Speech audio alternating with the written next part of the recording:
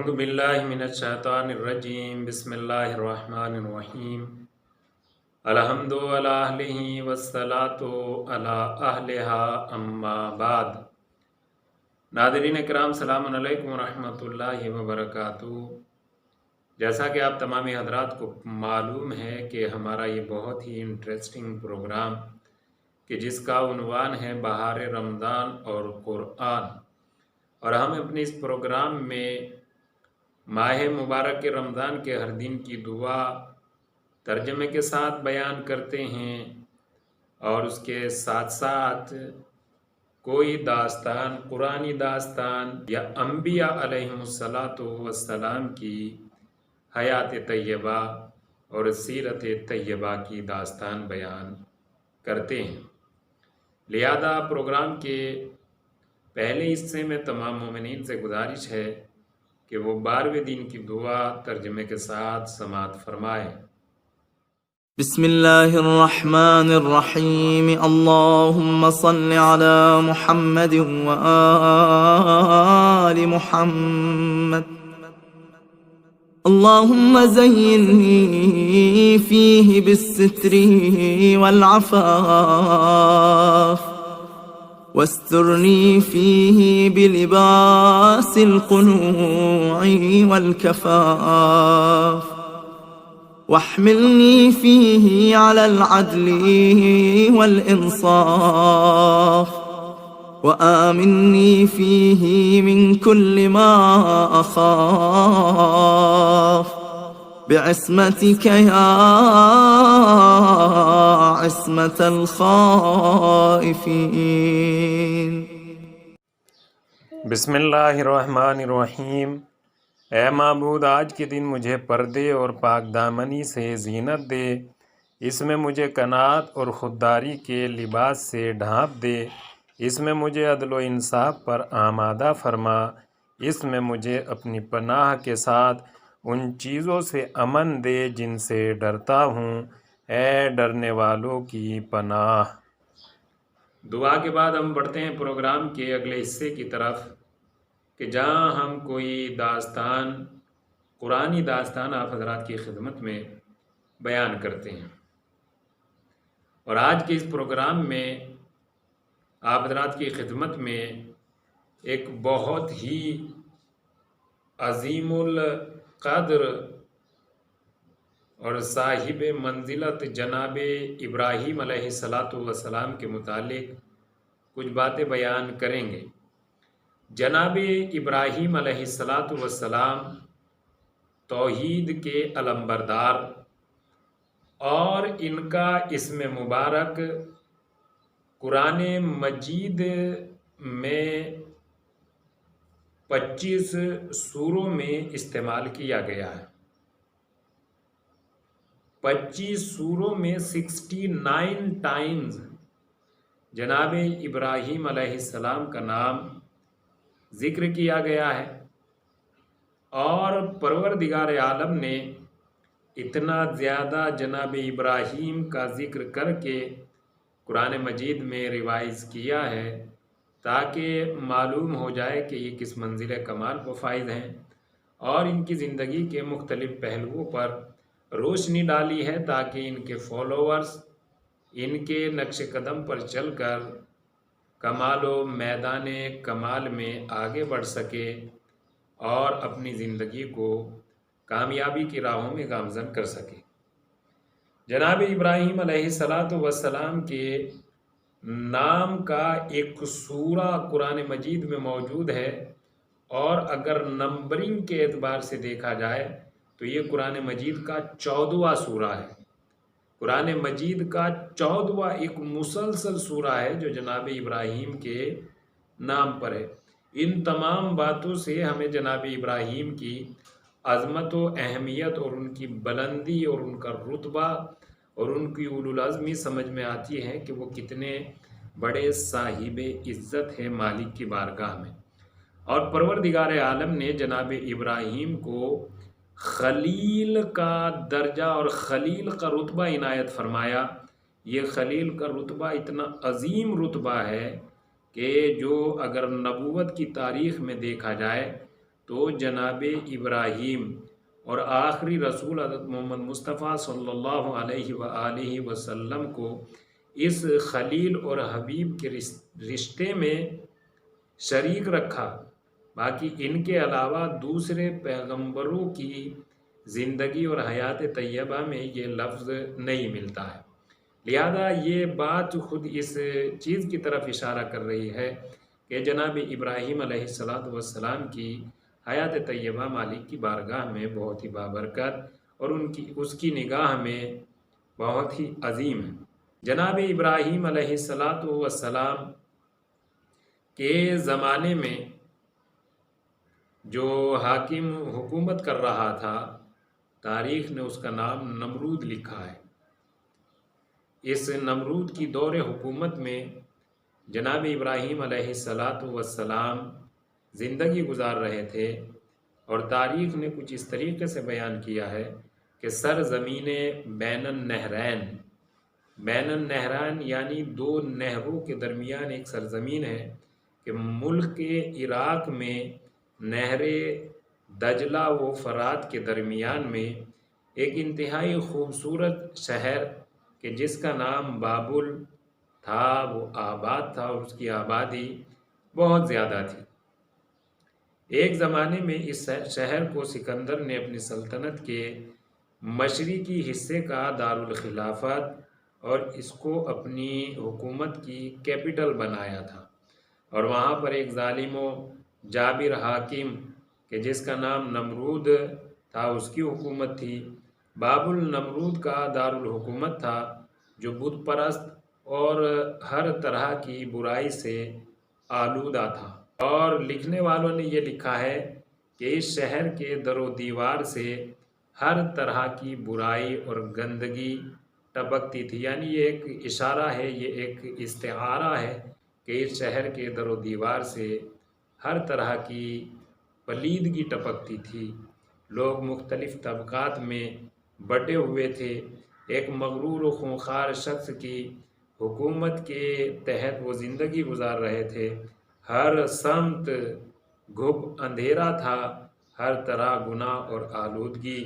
تاریک شب چھائی ہوئی تھی جو صبح سعادت کی منتظر تھی۔ نمرود کی بابل کے ساتھ ساتھ پوری دنیا پر حکمرانی تھی، اور اس سلسلے میں جیسا کہ امام جعفر صادق علیہ السلام نے ارشاد فرمایا، 4 افراد ایسے ہیں جنہوں نے پوری دنیا پر حکومت کی ہے، ان میں 2 حکمران مومن یعنی سلیمان بن داؤد اور جناب ذوالقرنین۔ یہ 2 حاکم کہ جن کی حکومت پوری دنیا پر تھی، یہ مومن تھے، اور 2 حاکم کافر تھے کہ جن کی حکومت پوری دنیا پر تھی، ان میں ایک نمرود اور ایک بخت النصر تھے۔ یہ بہار الانوار کی جلد نمبر 12 پر امام صادق علیہ السلام سے یہ روایت ہے۔ اب ہم بڑھتے ہیں کہ وہ جگہ کہ جہاں جناب ابراہیم زندگی گزار رہے تھے، اس جگہ کا نام بابل، اور یہ بہت ہی ایک خوبصورت شہر تھا، دیکھنے میں تو بہت اچھا تھا، لیکن اس کی در و دیوار سے ہر طرح کی گندگی اور پالیدگی ٹپک رہی تھی۔ خداوند قدوس نے بابل کے مظلوم اور دکھی لوگوں پر اپنا لطف و کرم کرنے کا ارادہ کیا کہ ایک نیک اور صالح رہبر کو بھیجیں اور انہیں جہالت و نادانی اور بت پرستی و طاغوت پرستی کے چنگل سے نجات دے، اور نمرودی ظالموں کے پنجے سے رہائی عطا کرے۔ وہ صالح و نیک اور لائق رہبر جناب ابراہیم تھے جو ابھی تک دنیا میں تشریف نہیں لائے تھے۔ حضرت ابراہیم علیہ السلام کا چچا بت پرست اور نمرود کا قریبی تھا، اسے علم نجوم اور ستارہ شناسی پر دسترس حاصل تھی، اور اس کا شمار نمرود کے مشیروں میں، یعنی نمرود کو وہ مشورہ دیتا تھا آزر کے جو جناب ابراہیم کا چچا ہے، اور چونکہ وہ علم نجوم یعنی وہ ستاروں کا علم جسے دیکھ کر آئندہ کا آدمی کو اندازہ ہو جاتا ہے، تو اس کا علم اسے موجود تھا، اور اس نے اپنے علم کی بیس پر نمرود کو یہ خبر اور یہ پیشن گوئی سنائی کہ عنقریب تمہاری حکومت میں ایک ایسا بچہ پیدا ہونے والا ہے جو تمہاری حکومت کا تختہ پلٹ دے گا۔ نمرود نے آزر سے اور صلاح و مشورہ کیا، اور جب وہ بالکل اسے یقین اور وہ کنفرم ہو گیا کہ ہاں آزر کسی حد تک بات صحیح کہہ رہے ہیں، تو نمرود بہت پریشان ہوا، اور اسی پریشانی کے عالم میں اس نے خود خواب دیکھا نمرود نے، اور خواب یہ دیکھا کہ جیسے آسمان پر ایک ستارہ چمک رہا ہے، اور اس چمکتے ہوئے ستارے کا اتنا زیادہ نور ہے، اتنا زیادہ نور ہے کہ اس نور کے سامنے چاند کا بھی نور کم دکھائی دے رہا ہے۔ اس خواب کی تعبیر نمرود نے دانشوروں کو، خواب کی تعبیر بیان کرنے والوں کو اپنے دربار میں اکٹھا کیا، اور اکٹھا کرنے کے بعد یہ خواب بیان کیا کہ اس خواب کا مطلب کیا ہے۔ خواب یہ ہے کہ میں نے آج خواب دیکھا ہے کہ آسمان پر ایک ستارہ چمک رہا ہے کہ جس کا نور اتنا زیادہ ہے کہ اس کے نور کے سامنے چاند کا نور بھی کم دکھائی دیتا ہے، یعنی چاند کا نور ماند پڑ جاتا ہے۔ تو تمام دانشوروں اور خواب کی تعبیر بتانے والوں نے بیان کیا کہ اے نمرود، اے حاکم حکومت، اس خواب کی تعبیر یہ ہے کہ عنقریب تمہاری حکومت میں کوئی بچہ آنے والا ہے، اور جو اتنا صاحب اختیار اور صاحب قدرت ہوگا کہ وہ اکیلا ہی تمہاری حکومت کو سرنگو کر دے گا، تمہاری حکومت کا تختہ پلٹ دے گا۔ آزر جو جناب ابراہیم کے چچا تھے، ان کے کہنے کے اعتبار سے اور اپنے خواب کی تعبیر سننے کے بعد اب نمرود کو تقریباً یقین ہو گیا تھا کہ واقعاً کوئی ایسا بچہ پیدا ہونے والا ہے جو میری حکومت کا تختہ پلٹ دے گا۔ اس خواب کی تعبیر کو سننے کے بعد اس ظالم و جابر نے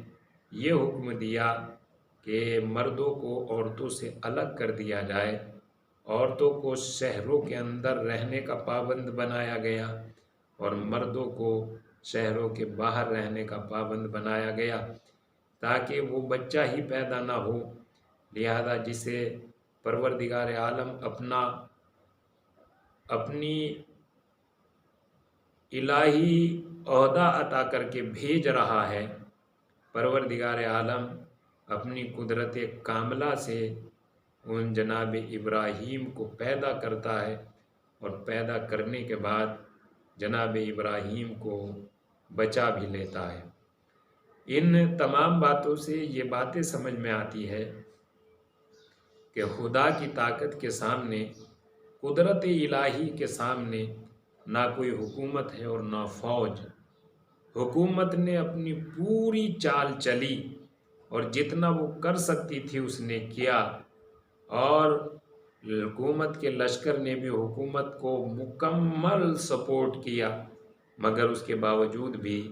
وہ جناب ابراہیم کو دنیا میں آنے سے نہ روک سکے۔ لہذا اس تمام داستان اور تمام باتوں کو بیان کرنے کا مقصد یہ ہوتا ہے کہ چونکہ یہ ہے کہ ذکر فإن الذکر تنفع المؤمنین، بار بار یاد دلاتے رہیں، اس لیے کہ یاد دہانی مومنین کو فائدہ پہنچاتی ہے۔ یہ باتیں آپ حضرات کی بہت پہلے سے سنی ہوئی ہوں گی، اور اکثر آپ حضرات نے سنا ہوگا کہ جناب ابراہیم کے پیدا ہونے سے پہلے ہی یہ باتیں ہوئی، اور 77,000 بچوں کو ماؤں کی آغوش میں قتل کرا دیا گیا، مگر ان تمام باتوں کے باوجود بھی وہ لوگ اپنے مقصد میں کامیاب نہیں ہو پائے، اور کامیاب نہ ہونے کی وجہ یہ ہے کہ چونکہ ان کا کام کرنے کا انداز غلط تھا، وہ دوسروں پر ظلم کر رہے تھے، وہ بربریت کا شکار تھے، لہذا انسانیت کا کوئی پہلو اور کوئی بات ان میں دکھائی نہیں دے رہی تھی۔ تو جو حکومت اپنے باشندوں کی ماں کی گود کے بچوں کی حفاظت نہیں کر سکتی، اور وہ کیا کر سکتی ہے؟ کہ جائے کہ وہ بچوں کی حفاظت کرتی، بلکہ خود اپنی ہی لشکر اور اپنی ہی فوج بھجوا کر ماں کے آغوش کے بچوں کو قتل کیا جا رہا ہے۔ یہ ہوتی ہے ظالم کی سزا، اور اس ظلم کا نتیجہ یہ ہوا، پروردگار عالم نے جناب ابراہیم علیہ السلام کو بابل میں بھیجا، اور بھیجنے کے بعد اس ظالم و جابر کی حکومت کے تختے کو پلٹا کر یہ ثابت کروا دیا کہ ظلم میں وہ دم نہیں ہے کہ جو بہت زیادہ دنوں تک ٹک سکتا ہے۔ ظلم ایک نہ ایک دن اپنے انجام تک پہنچ جاتا ہے، اس کی حکومت میں دائم اور دوام اور قوام نہیں ہے۔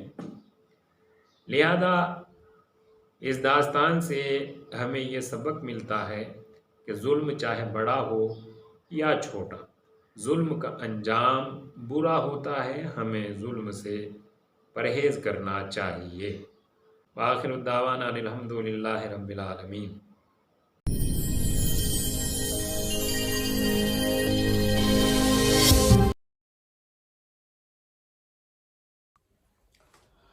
محمد وعلى محمد صلوات اللهم صل على محمد وعلى محمد وعجل فرجهم ولا نادهم اجمعین۔ بانو یہ عابد کو بتلا رہی ہے میری سکینہ کو نیند آ رہی ہے۔ بانو یہ عابد کو بتلا رہی ہے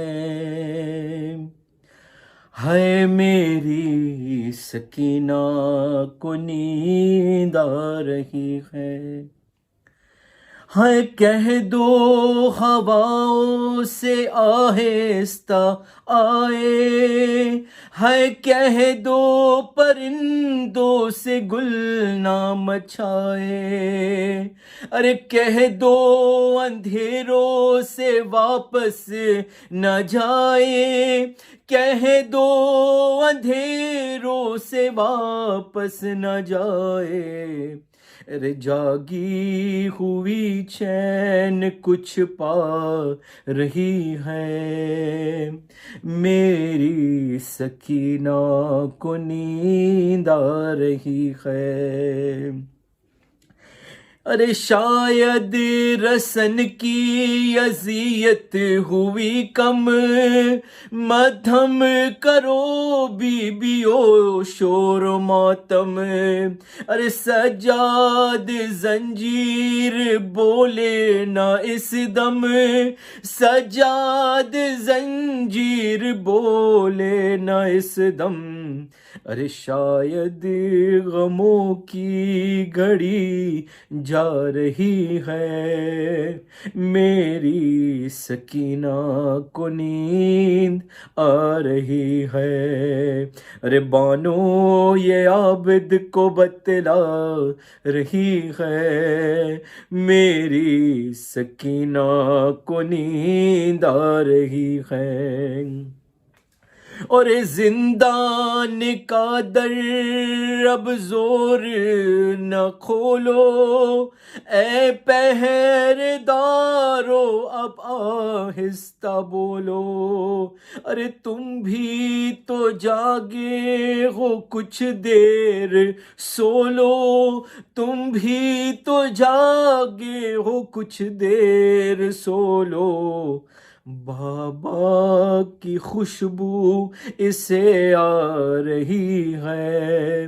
میری سکینہ کو نیند آ رہی ہے، کہ اب دھڑکنے کی